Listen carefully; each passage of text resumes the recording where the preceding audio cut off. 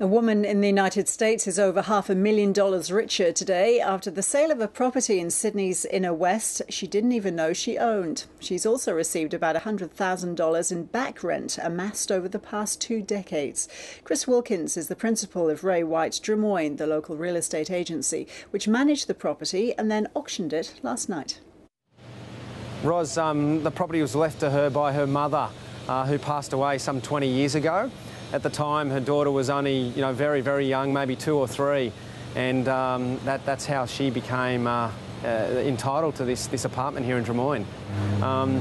From the time I took over the business 10 years ago, the issue was already in front of us, and I decided back then that I was going to make it a goal of mine to make sure that the property and the money got to the rightful person. And how did you find her? Well, we had an idea that she was obviously born in America and she was still residing there, and we'd had some evidence of her residing in LA and also moving around the East Coast, and we had communication with her early in the piece, and she would talk to us for a short period of time and then go to ground, and that theme continued for some years till eventually when we thought she was about 21 and the legal age over there, we really ramped up our search to try and get in front of her, and we hired a very well-known private investigator in the US.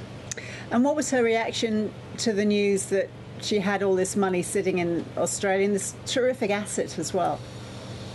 Yeah, certainly a great asset here in Drummoyne, but 10 years ago, I think she thought, who is this guy on the other end of the world and on the other end of the phone?